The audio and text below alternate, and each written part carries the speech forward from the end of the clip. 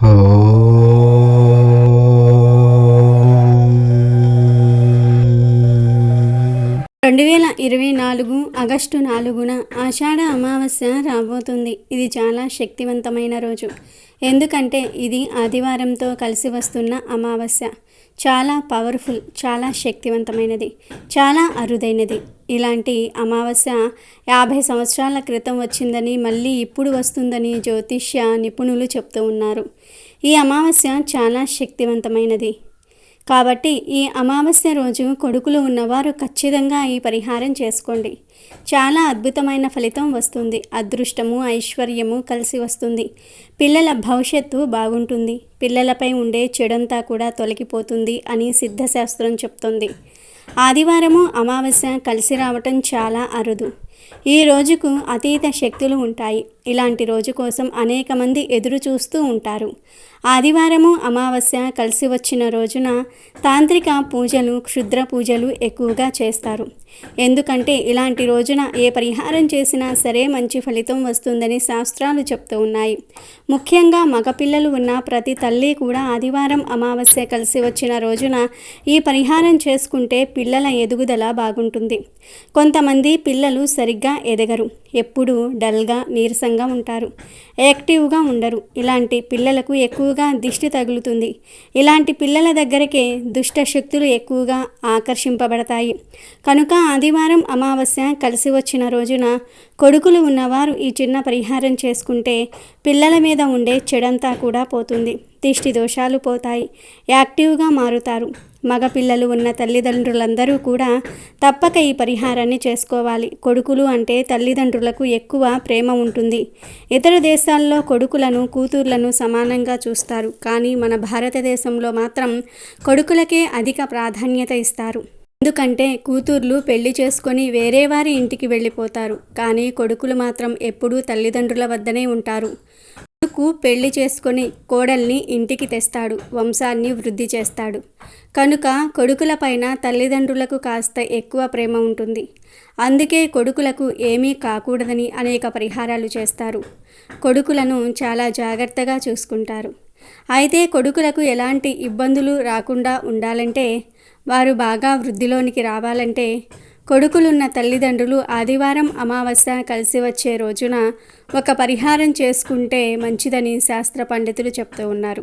మరి ఆదివారం అమావాస్య రోజు కొడుకులు ఉన్నవారు ఏం చేయాలి అనే విషయాన్ని ఇప్పుడు మనం ఈ వీడియోలో వివరంగా తెలుసుకుందాం. ఫ్రెండ్స్, ఫస్ట్ అయితే ఈ వీడియోకి ఒక లైక్ కొట్టండి. అలాగే మా ఛానల్ని కూడా సబ్స్క్రైబ్ చేసుకుని మాకు సపోర్ట్ చేయండి. ఫ్రెండ్స్, ఈ వీడియోని చివరి వరకు చూడండి. అప్పుడే మేము చెప్పేది మీకు అర్థమవుతుంది. ఆదివారం అమావాస్య కలిసి రావటం చాలా విశేషం. ఇలాంటి రోజు కోసం అనేక మంది సాధువులు, తాంత్రికులు ఎదురు చూస్తూ ఉంటారు. చెడుని తీసేసి మంచిని తెచ్చిపెట్టుకోవడానికి ఇది చాలా మంచి రోజు. మామూలుగానే అమావాస్య అంటే శక్తివంతమైనది. ఆ అమావాస్య ఆదివారం రోజు వస్తే దానికి మరిన్ని పవర్స్ వస్తాయి. ఈ రోజున చక్కగా కొడుకులు ఉన్నవారు ఈ పరిహారాలు చేసుకుంటే దిష్టి పోతుంది. చాలా మంచి ఫలితాలు వస్తాయి. సాధారణంగా మగపిల్లలకు ఎక్కువ దిష్టి తగులుతూ ఉంటుంది. ఆడపిల్లలు ఉన్నవారు కొడుకులు ఉన్నవారిని చూసి దిష్టి పెడుతూ ఉంటారు. మగపిల్లలు ఎదిగే కొద్దీ, వారి వయసు పెరిగే కొద్దీ దిష్టి పెరుగుతూనే ఉంటుంది. కనుక మగపిల్లలు ఉన్నవారు ఆ మగపిల్లలకు ప్రతి అమావాస్యకు దిష్టి తీస్తే చాలా మంచిది. అలా దిష్టి తీస్తే వారిపై ఉన్న చెడు, కనుదృష్టి, ఏడుపులు మొత్తం పోతాయి. పిల్లలు చక్కగా వృద్ధిలోనికి వస్తారు. అమావాస్య రోజు దిష్టి ఎలా తీయాలంటే రకరకాలుగా తీసుకోవచ్చు. ఏమీ లేదు, అమావాస్య రోజు మీ కొడుకులను ఒక చోట కూర్చోబెట్టి చేతిలో కొంచెం గల్లులుపు, చిటికెడు ఆవాలు, 2 ఎండుమిరపకాయలు పట్టుకోండి. 2 చేతుల్లో పట్టుకొని ఆ తర్వాత ఈ చేతులతో మీ కొడుకుకు దిష్టి తీయండి. అంటే మీ చేతులను మీ కొడుకు చుట్టూ 3 సార్లు సవ్య దిశలో, 3 సార్లు అపసవ్య దిశలో తిప్పండి. తల నుండి కాళ్ళ వరకు తిప్పండి. కొంతమంది 7 సార్లు తిప్పుతారు. ఎన్నిసార్లు తిప్పినా పర్వాలేదు. ఇలా తిప్పిన తర్వాత ఇరుగు దిష్టి, పొరుగు దిష్టి అన్నీ పోవాలి అని మీ కొడుకుతో 3 సార్లు థూ థూ థూ అని ఉమ్మి వేయించండి. ఆ తర్వాత మీ చేతిలోని ఉప్పును, ఆవాలను, మిరపకాయలను తీసుకుని వెళ్ళి పారే నీటిలో పడవేయండి. లేదా ఏదైనా చెట్టు మొదట్లో పడవేయండి. అంతేగాని అందరూ నడిచే చోట వేయవద్దు. ఆ తర్వాత దిష్టి తీసిన వారు, తీయించుకున్న వారు కాళ్ళు చేతులు కడుక్కుని ఇంట్లోకి వెళ్ళిపోండి. ఇది దిష్టి తీసే పద్ధతి. ఇది అన్నిటిలోకెల్లా తేలికైన పద్ధతి. ఉప్పుతో దిష్టి తీసే పద్ధతి ఇదొక్కటే కాదు, ఇంకా రకరకాలుగా దిష్టి తీస్తారు. కొంతమంది గుడ్డను నూనెలో ముంచి దానిని కాల్చి అది కాలుతున్నప్పుడు 7 సార్లు సవ్య దిశలో 7 సార్లు అపసవ్య దిశలో తిప్పుతూ దిష్టి తీస్తారు. ఇంకొంతమంది కోడిగుడ్డుతో దిష్టి తీస్తారు. మరికొంతమంది ఓన్లీ ఆవాలతో దిష్టి తీస్తారు. ఇలా రకరకాలుగా దిష్టి తీస్తూ ఉంటారు. వీటిల్లో ఏదో ఒక పద్ధతిలో ప్రతి అమావాస్యకు దిష్టి తీసుకుంటూ ఉంటే చాలా మంచిది. ఆదివారంతో అమావాస్య తిథి కలిసి వచ్చిన రోజున ఒక ప్రత్యేకమైన పద్ధతిలో దిష్టి తీయాలి. ఈ దిష్టిని సాయంత్రం 6:30 నుండి 7:45 లోపు తీయాలి. ఎప్పుడైనా సరే రాత్రి పూటే దిష్టి తీయాలి. పగటిపూట తీస్తే ఎటువంటి ఫలితం రాదు. ఏమీ లేదు, ఆదివారం అమావాస్య కలిసి వచ్చిన రోజు రాత్రి 7:45 లోపు చక్కగా ఒక రాగి చెంబును తీసుకోండి. తీసుకొని ఆ చెంబులో నీటిని పోయండి. ఆ నీటిలో 1 స్పూన్ కుంకుమను వేయండి. ఆ తర్వాత 1 స్పూన్ గల్లులుప్పును కూడా నీటిలో వేసేయండి. తర్వాత ఒక 3 ఎండుమిరపకాయలను కూడా వేయండి. కుంకుమ, ఉప్పు, ఎండుమిరపకాయలు ఇవన్నీ కూడా దిష్టిని, చెడుని, నెగిటివ్ ఎనర్జీని అద్భుతంగా తొలగించేస్తాయి. మన జీవితాన్ని మారుస్తాయి. చెడంతా లాగేసుకుంటూ ఉంటుందని గ్రంథాలు చెప్తూ ఉన్నాయి. కనుక ఇవన్నీ నీటిలో వేయండి. తర్వాత ఈ చెంబును మీ ఎడమ చేతిలో పట్టుకొని మీ పిల్లవాడిని ఒక చోట కూర్చోబెట్టి తల చుట్టూ 7 సార్లు సవ్య దిశలో 7 సార్లు అపసవ్య దిశలో తిప్పండి. తర్వాత ఈ దిష్టి నీళ్లను తీసుకుని వెళ్ళి ఇంటి బయట ఏదో ఒక పిచ్చి మొక్కకు పోసేయండి. పొరపాటున కూడా ఈ దిష్టి నీళ్లను షింకులో పోయవద్దు. ఈ దిష్టి నీళ్లు కింద ఒలకకుండా జాగ్రత్తగా తీసుకుని వెళ్ళి బయట పారబోయండి. ఈ పరిహారాన్ని 6 సంవత్సరాల నుండి 50 సంవత్సరాల లోపు వయసు కలిగిన కొడుకులు ఉన్న వారందరూ కూడా తప్పకుండా ఈ పరిహారాన్ని చేసుకోండి. ఎంతమంది మగపిల్లలు ఉన్నా సరే ఈ పరిహారాన్ని చేయాల్సిందే. లేదంటే చక్కటి అవకాశాన్ని చేతులారా విడిచిపెట్టుకున్న వారవుతారు. ఆదివారము అమావాస్య కలిసి వచ్చిన ఈ రోజున ఈ పరిహారం చేయటం వలన మీ పిల్లలు బాగా వృద్ధిలోనికి వస్తారు, పుష్టిగా తింటారు, అనారోగ్యాల బారిన పడకుండా ఉంటారు, యాక్టివ్గా మారిపోతారు, పక్కపలచుగా ఉండేవారు ఒళ్ళు చేస్తారు. ఎందుకంటే వారిపై ఉన్న చెడు నెగిటివ్ ఎనర్జీ దిష్టి అంతా పోతుంది. మీ పిల్లలు చదువులో ముందుంటారు. ఒకవేళ మీ కొడుకులు పెద్దవారైతే వారి ఉద్యోగాలలో మంచి పేరు ప్రఖ్యాతలను సంపాదించుకుంటారు.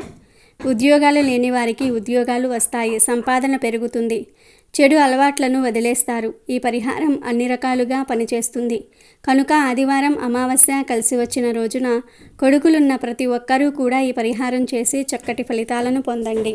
ఆషాఢ మాసంలోని చివరి రోజైన అమావాస్యను చుక్కల అమావాస్య అని, వాసజనేయ అమావాస్య అని అంటారు. దీనిని గురించి ఆధునిక కాల యువతకు అంతగా తెలిసి ఉండదు. ఈ రోజున పితృదేవతలను స్మరించుకున్న, గౌరీ వ్రతం చేసిన, దీపపూజ నిర్వహించిన గొప్ప ఫలితం దక్కుతుందని శాస్త్రాలు తెలియజేస్తూ ఉన్నాయి.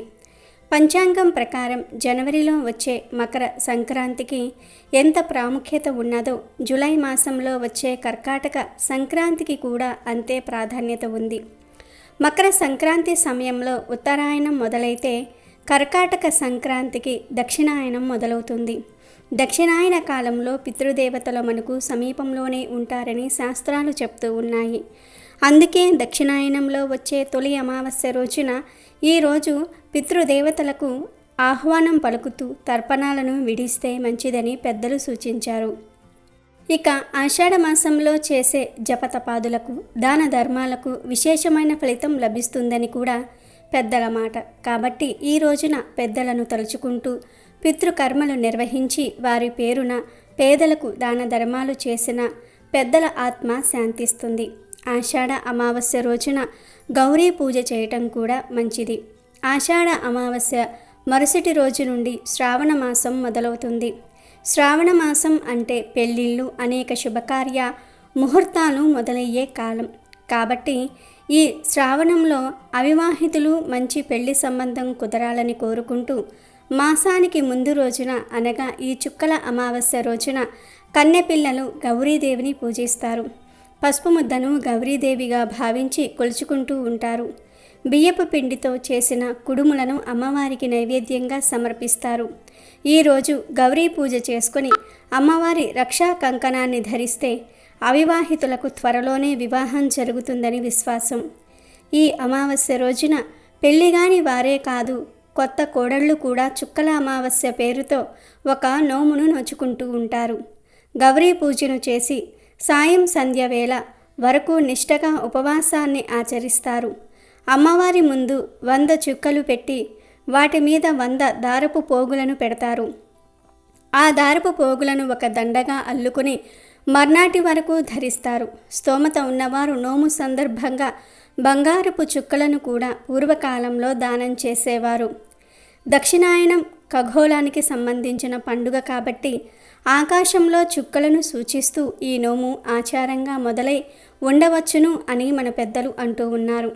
తమ మాంగళ్యం కలకాలం క్షేమంగా ఉండాలన్నదే ముత్తైదువుల కోరిక. ఆషాఢ మాసంతో సూర్యుడు దక్షిణాయనానికి మరులుతాడు. రాత్రి వేళలు పెరుగుతాయి. చలి మొదలవుతుంది. చలి, చీకటి అనేవి అజ్ఞానానికి, బద్ధకానికి, అనారోగ్యానికి చిహ్నాలు. వాటిని ప్రారద్రోలి వెలుగుని, వేడిని ఇచ్చేవి దీపాలు. అందుకు సూచనగా ఆషాఢ అమావాస్య రోజు దీపపూజను చేస్తారు. ఇందుకోసం పీటలు లేదా చెక్క పలకలను శుభ్రంగా అలికి వాటి మీద ముగ్గులు వేస్తారు. ఆ పలకల మీద ఇంట్లో ఉన్న దీపస్తంభాలు లేదా కుందులను పెడతారు. ఆ దీపాలను పసుపు కుంకుమలతో అలంకరించి వెలిగిస్తారు. అలాగే ఈ అమావాస్య రోజు శివుణ్ణి పూజించినా కూడా విశేషమైన ఫలితాలు కలుగుతాయి. ఎంతో శక్తివంతమైన ఈ ఆషాఢ అమావాస్య రోజు ఒక 2 వస్తువులను కొని ఇంటికి తెచ్చుకుంటే చాలు, 7 తరాల వరకు తరగని ఐశ్వర్యం వస్తుంది. ఆర్థిక బాధలు పోతాయి, కోట్లు వస్తాయి, లక్ష్మీదేవి అనుగ్రహం కలుగుతుందని పెద్దలు చెప్తూ ఉన్నారు. వాటిల్లో మొదటి వస్తువు ఏమిటి అంటే ఉప్పు. అమావాస్య రోజు కొన్ని వస్తువులను కొని తెచ్చుకోవటం వలన బాగా కలిసి వస్తుంది. అలాంటి వాటిల్లో ఉప్పు ఒకటి. ఈ అమావాస్య రోజు 10 రూపాయలు లేదా 20 రూపాయలు పెట్టి గల్లులుప్పు ప్యాకెట్ను ఖచ్చితంగా కొని ఇంటికి తెచ్చుకోండి. ఇలా కొని తెచ్చుకోవటం వలన తరతరాలు తిన్నా తరగని ఆస్తి వస్తుంది, ధనం వస్తుంది, కష్టాలు పోతాయి, 1 కోటి రూపాయలు దొరుకుతాయి. సాల్ట్ కాదు, కేవలం రాళ్ల ఉప్పు లేదా గల్లులుప్పు లేదా దొడ్డుప్పును మాత్రమే కొని తెచ్చుకోండి. ప్రాంతాన్ని బట్టి గల్లులుప్పును రకరకాలుగా పిలుస్తారు. ఆ రాళ్ల ఉప్పును ఈ ఆషాఢ అమావాస్య రోజు కొని తెచ్చుకోండి. ఆ ఉప్పును మీ ఇంట్లో వంటగదిలో పెట్టుకొని వంటకాలలో వాడుకోండి. మీ ఇంటిలో ఆల్రెడీ ఉప్పు ఉన్నా పర్వాలేదు, చిన్న ఉప్పు ప్యాకెట్ను అయినా సరే కొని తెచ్చుకోండి. అలా తెచ్చుకోవటం వలన మీ సమస్యలు, బాధలు, కష్టాలు అన్నీ పోతాయి. లక్ష్మీ అనుగ్రహం కలుగుతుంది. మీ జీవితం అద్భుతంగా మారిపోతుంది. ఇలా తెచ్చిన ఉప్పును వంటల్లో వాడుకోవచ్చు లేదా ఇప్పుడు మనం చెప్పే పరిహారానికి వాడుకోవచ్చు. ఈ పరిహారం చేయటం వలన ఆర్థిక సమస్యలు పోతాయి. ఎవరైతే ఆర్థిక సమస్యలతో సతమతమైపోతూ ఉంటారో వారు ఈ పరిహారాన్ని చేసుకోండి.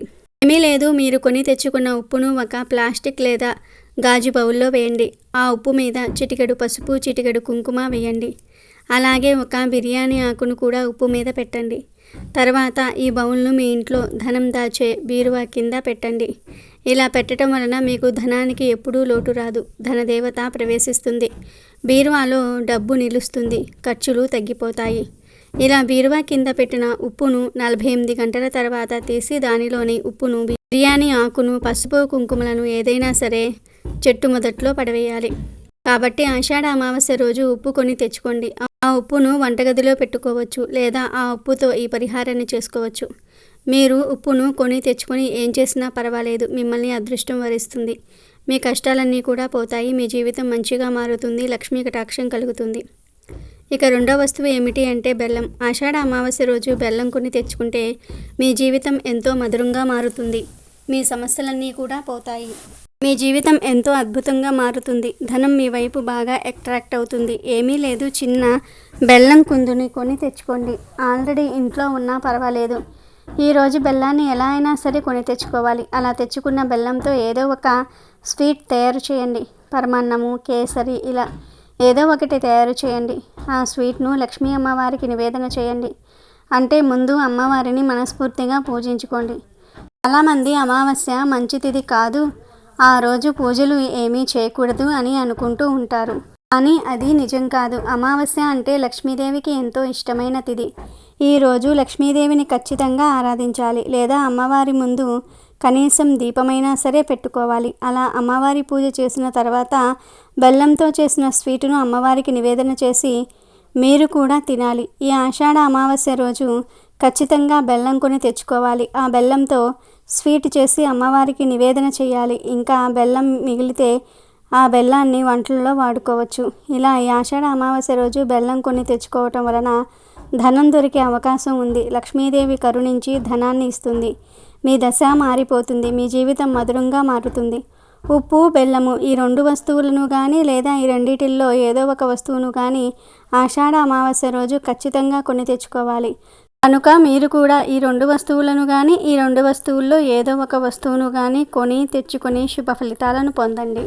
ఇలాంటి అద్భుతమైన అమావాస్యలోపు లేదంటే అమావాస్య రోజు గుమ్మానికి ఈ ఒక్కటి కడితే చాలు, మీ దశ మారిపోతుంది. ముందుగా ఒక ఎర్ర రంగు వస్త్రం తీసుకోండి. ఎరుపు రంగు వస్త్రం నెగిటివ్ను తీసేయడానికి చాలా బాగా ఉపయోగపడుతుంది. నర కన్నును అద్భుతంగా తొలగిస్తుంది. ఎరుపు రంగు వస్త్రంతో పాటు తెల్ల ఆవాలు 1 గుప్పెడు తీసుకోండి. ఈ తెల్ల ఆవాలు ఎక్కడైనా సరే దొరుకుతాయి. ఈ తెల్ల ఆవాలు బాగా ఉపయోగపడతాయి. దరిద్రం, నరదృష్టి నుండి బయటపడేస్తాయి. 1 స్పూన్ మిరియాలు కూడా ఈ పరిహారానికి అవసరమవుతాయి. మిరియాలు దృష్టిని తిప్పికొడతాయి. దృష్టి రాకుండా కాపాడుతూ ఉంటాయి. కుళ్ళు కుతంత్రాల నుండి మిరియాలు ఇంటిని రక్షిస్తాయి. అలాగే రాళ్ళ ఉప్పు 1 గుప్పెడు కూడా తీసుకోవాలి. రాళ్ళ ఉప్పు గురించి అందరికీ తెలుసు. నెగిటివ్ ఎనర్జీని, దరిద్రాన్ని, ప్రతికూల శక్తులను తిప్పికొడుతుంది ఉప్పు. ముందు ఈ పదార్థాలన్నిటినీ కూడా తీసుకోండి.